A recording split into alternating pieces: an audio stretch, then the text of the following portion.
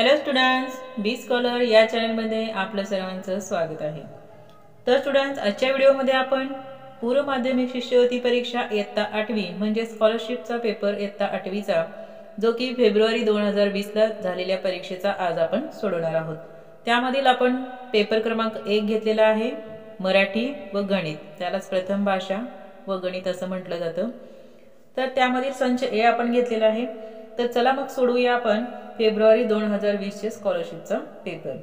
त्या अगोदर तुम्ही या चॅनलला अजून सबस्क्राइब केले नसेल तर नक्की सबस्क्राइब करा, जेणेकरून तुम्हाला या चॅनलवर नवोदय, स्कॉलरशिप, एनएमएस या 3 एक्झामच्या सराव प्रश्नपत्रिका तसेच परीक्षेला पडलेल्या प्रश्नपत्रिकांचे सुद्धा स्पष्टीकरणासह सोडवलेले पेपरच्या व्हिडिओच्या लिंक्स तुम्हाला या व्हिडिओवरती भेटतील। तुम्हाला त्या सर्व लिंक्स पाहिजे असतील तर तुम्ही या व्हिडिओच्या डिस्क्रिप्शन बॉक्समध्ये सुद्धा पाहू शकता। चला तर मग सोडूया आपण पहिल्यांदा मराठी पेपर। पेपर क्रमांक 1 मधील सेक्शन 1 आहे मराठी। बघा, त्यामधील 1 ते 3 साठी सूचना दिलेल्या आपल्याला उतारा काळजीपूर्वक वाचायचा आहे, त्याखाली दिलेल्या प्रश्नांची उत्तरे द्यायची आहेत। तुम्ही उतारा वाचून घ्यायचा आहे। त्यावरील पहिला प्रश्न मी घेते। बघा, उतार्यात कोणते नामसाधित विशेषण आलेले आहे? आता यामधील नामसाधित विशेषण आहे पुणेरी। पुणे हे नाम आहे, त्याला जोडून आलेलं री, त्यामुळे हे नामसाधित विशेषण झालेलं आहे। उतार्यातील आशयावरून पुढीलपैकी कोणती विधाने सत्य ठरतील? बघा, पश्चिम महाराष्ट्रातील गावे एकसारखी आहेत, काही गावांना व्यवसायाने ओळख मिळते, हे बरोबर आहे। प्रसिद्ध गावांचा उल्लेख स्त्रियांकडून उखाण्यातूनही होतो। तर तुम्ही वरील पॅसेज जर वाचला असेल तर ब आणि क या ठिकाणचे योग्य सत्य विधाने आहेत, फक्त अ नाही, कारण एकसारखीच असतीलच असे नाही, म्हणून आपला पर्याय क्रमांक असेल पर्याय क्रमांक 2, ब आणि क सत्य। त्यानंतर उत्तरावरील तिसरा प्रश्न, गाव आणि त्याच्या वैशिष्ट्यातील कोणत्या जोड्या चुकीच्या आहेत म्हटलेले आहे। चुकीच्या जोड्या आपल्याला शोधायच्या आहेत। बघा, त्यामधील जेजुरीचा भंडारा असतो म्हणजे ही चुकीची जोडी आहे। सागावचे पानमळे बरोबर आहे, कापशी कोंगडे ही बरोबर आहे, आणि पंढरपूरला बुक्का प्रसिद्ध आहे, तर इथं गुलाल दिलेला आहे। म्हणजे चुकीच्या कोणत्या 2 जोड्या आहेत? जेजुरी कुंकू आणि पंढरपूर गुलाल, 1 आणि 4। प्रश्न 4 ते 6 साठी सूचना, पुढे एका सुसंगत परिच्छेदाची 3 वाक्ये दिली आहेत। परिच्छेदाची वाक्य पूर्ण करण्यासाठी आपल्याला योग्य शब्दाचा पर्याय निवडायचा आहे। त्यामधील पहिलं वाक्य आहे, टिंबटिंब हे क्षणभंगूर आहे। दुसरं वाक्य आहे, अशा वेळेस जेव्हा सुसंगत परिच्छेद असेल त्यावेळेस तिन्ही वाक्य अगोदर वाचून घ्या, मग त्यानुसार तुम्ही तुमचे पर्याय ठरवा। दुसरं वाक्य आहे, ते टिंबटिंब विणलेले एक जाळेच असते।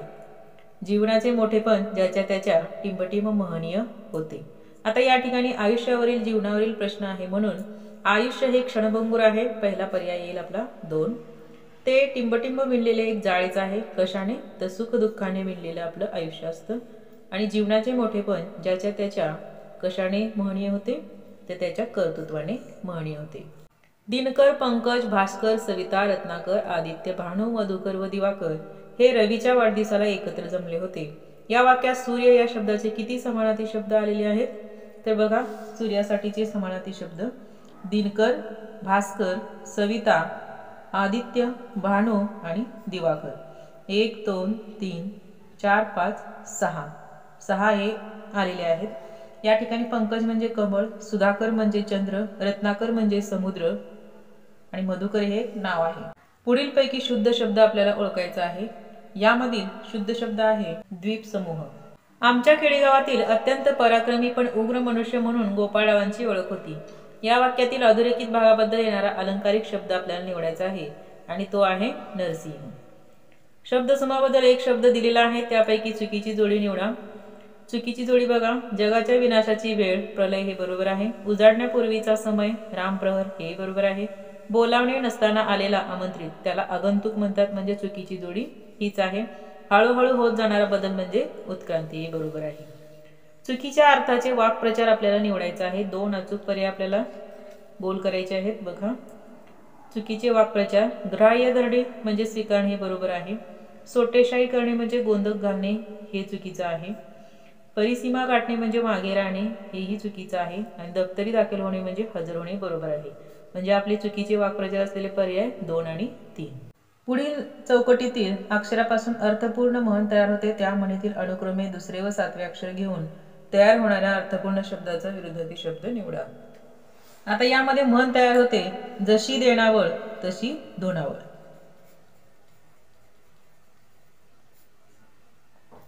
तशी धुणावळ। आता यामधले आपल्याला दुसरे आणि सातवे, दुसरे आहे शी आणि सातवे आहे त, यापासून शब्द तयार होतो शीत.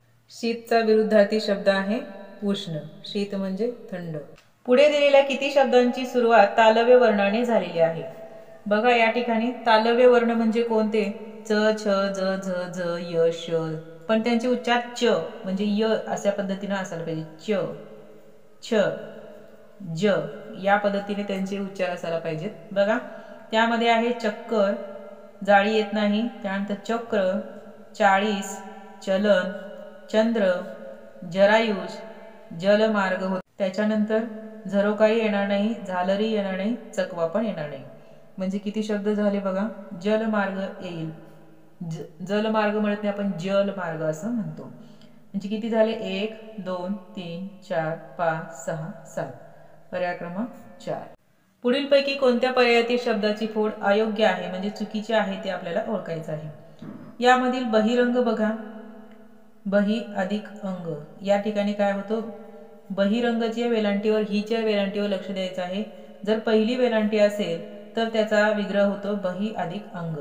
जर इथं बहीला हला दुसरी वेलांटी असेल तर हा विग्रह होतो. बघा म्हणजे या ठिकाणी ही चुकीची आहे. त्यानंतर प्रीत्यर्थाचं प्रीती अधिक अर्थ हे बरोबर आहे. आपत्कालचं आपद अधिक काल हेही बरोबर आहे. रत्न छाया या ठिकाणी काय होतं? न जर असेल या ठिकाणी न मध्ये अ हा ह्रस्व स्वर आहे. ह्रस्व स्वर जर असेल आणि पुढे जर छ असेल तर त्याचं काय होतं? च लागतो तिथं, म्हणजे रत्न छाया असा त्याचा विग्रह होतो. म्हणून या ठिकाणी हेही चुकीचं आहे. म्हणजे आपला कोणता पर्याय येईल? अ आणि ड. पर्याय क्रमांक 3. पुढीलपैकी कोणत्या वाक्यातील अधोरेखित शब्दाची जात सामान्य नाम आहे असं म्हटलेलं आहे? आता या ठिकाणी आपण चारही जर वाक्य वाचले तर सामान्य नाम असलेलं आपल्याला आहे ते म्हणजे नारद मुनींची. पर्याय क्रमांक 3. पुढीलपैकी कोणत्या पर्यायातील नामाची अनेकवचनी रूपे होतात? आता यामध्ये बघा 2 पर्याय आपल्याला निवडायचे आहेत. युक्तीचं युक्त्या आणि क्लृप्तीचं क्लृप्त्या. पुढील वाक्यातील अधोरेखित शब्दाच्या विभक्तीचा कारकार्थ ओळखा. आम्ही सहलीची ठिकाणे ठरवली. यामध्ये ठिकाणे हा शब्द आहे. यामध्ये प्रत्यय लागलेला आहे ए आणि त्यामुळे ए म्हणजे काय असतात? तृतीय विभक्ती म्हणजेच ते करण. पर्याय क्रमांक 2. पेटीतील नाणी मुलांना दाखवली या वाक्याचा प्रयोग ओळखायचा आहे आपल्याला. यामधील प्रयोग आहे भावी प्रयोग आहे आणि तो सकर्मक आहे कारण कर्म आहे त्यामध्ये. ते बक्षिसांचे पार्सल उघडले पण आत कसलेही मराठी पुस्तक नव्हते या वाक्याचा प्रकार ओळखा. या वाक्याचा प्रकार आहे संयुक्त कारण त्या ठिकाणी पण या उभयाने अव्ययाने हे 2 वाक्य जोडलेले आहेत. पुढीलपैकी अपूर्ण वर्तमान काळाचे वाक्य कोणते? आता यामध्ये अपूर्ण वर्तमान काळ बघा. सुरेखा सफाईदारपणे गात आहे. हा त्या ठिकाणी काय आहे? अपूर्ण वर्तमान काळ आहे. पुढीलपैकी सामासिक शब्दाचा अयोग्य विग्रह असणारा पर्याय आपल्याला निवडायचा आहे. बघा त्यामधील पहिला दिलेला आहे प्राप्त धन. म्हणजे काय? प्राप्त आहे धन जास्त, म्हणजे हे बरोबर आहे. पुरणपोळी पुरण भरून तयार केलेली पोळी. वनभोजन वनातील भोजन. विट्टी दांडू विट्टी अथवा दांडू. ही काय आहे? अयोग्य विग्रह या ठिकाणी आहे. विट्टी दांडूचा विग्रह होतो विट्टी आणि दांडू कारण हे इतरेतर द्वंद्व समासाचं उदाहरण आहे. पुढील काव्य पंक्तीमध्ये आलेला अलंकार आपल्याला ओळखायचा आहे. बघा उदाहरण काय आहे? वडणे पसरली माटी जशी शाल पांघरली. वडणे म्हणजे वरतून पसरली माती म्हणजे माती जशी कशाप्रमाणे दिसत आहे? शाल पांघरवल्याप्रमाणे. म्हणजे काय आहे? या ठिकाणी उपमेयाची तुलना ही उपमेय हे उपमानासारखे आहे म्हणजे उपमा अलंकार या ठिकाणी झालेला आहे. या ठिकाणी उपमेय काय आहे? माती आणि त्याची तुलना कोणासोबत केलेली आहे? शालीसोबत केलेली आहे. पुढीलपैकी भुजंगप्रयात वृत्ताचे उदाहरण कोणते आहे? भुजंगप्रयात वृत्त म्हणजे त्याच्या प्रत्येक चरणामध्ये ओळीमध्ये 12 अक्षरे असतात आणि त्यांचं गण जे आहे ते य य य या प्रकारचे गण असतात. मग 12 अक्षरे असणारा बघा पर्याय 1 2 3 4 5 6 7 8 9 10 11 12. म्हणजे जेवढे काही रामदास स्वामींचे मनाचे श्लोक आहेत ते सर्व भुजंगप्रयात वृत्तामध्ये असतात. आता यामध्ये दुसरा जो पर्याय आहे आरक्त होय फुलणी प्रणयी पलाशू. यामध्ये किती अक्षरे आहेत बघा. म्हणजे 14 अक्षरे असणारा कोणता वृत्त आहे? तर वसंत तिलका. म्हणजे ह्या ज्या दुसरं जे आपला पर्याय आहे ते वसंत तिलका उदाहरणाचं आहे. मी तुमच्या माहितीसाठी इथं सांगत आहे. त्यामध्ये 14 अक्षरे असतात आणि त्यांचे गण काय असतात? त भ ज ज ग ग. त भ ज ज ग ग। या आपल्या चॅनलवरती आपण अलंकार आणि वृत्त यांचा सेपरेट व्हिडिओ आपण यावरती अपलोड केलेला आहे, तर तुम्ही त्याच्या लिंक्स या व्हिडिओच्या डिस्क्रिप्शन बॉक्समध्ये सुद्धा पाहू शकता। तसेच मराठी ग्रामरमधील आपण प्रयोग, विभक्ती यांचेही व्हिडिओ अपलोड केलेले आहेत। तुम्हाला तर त्याची डिटेल माहिती पाहिजे असेल तर तुम्ही या व्हिडिओच्या डिस्क्रिप्शन बॉक्समध्ये त्यांच्याही लिंक तुम्हाला भेटतील। त्यानंतर पुढे बघा, तिसऱ्या पर्यायामध्ये अविरत पती चाले पात नेमस्त माणी, कधी न मुळी न थांबे कोणत्या कारणाने, म्हणजे 15 अक्षरे असणारा हा गण आहे। तर हे उदाहरण आहे मालिनी या वृत्ताचं आहे। याच्यामध्ये गण असतात न न म य य, अशा प्रकारे त्यांचा विग्रह झाला पाहिजे। त्यानंतर आहे पसंत मुलगी वद याच जागी, हे जे उदाहरण आहे वसंत तिलकाचंच उदाहरण आहे। तर अशा पद्धतीने तुमच्या माहितीसाठी मी तुम्हाला हे सर्व पर्याय सांगितलेले आहेत। आता पुढचा प्रश्न बघा, डॉक्टर नरेंद्र दामोदर जाधव यांचे आत्मकथन कोणते आहे? तर त्यांच्या आत्मकथनचं नाव आहे आमचा बाप आणि आम्ही, पर्याय क्रमांक 1। त्यानंतर मराठीमधील बघा शेवटचा प्रश्न, मराठी नवकाव्याचे प्रणेते कोणास म्हटले जाते? तर बरेच जण विवा शिरवाडकर करतात, तर मराठी नवकाव्याचे प्रणेते आहेत बासी मर्ढेकर। तर अशा प्रकारे आपण 2020 मध्ये मराठी हा भाग सोडवलेला आहे। आता त्यानंतर आपण गणित हा विभाग सोडूया।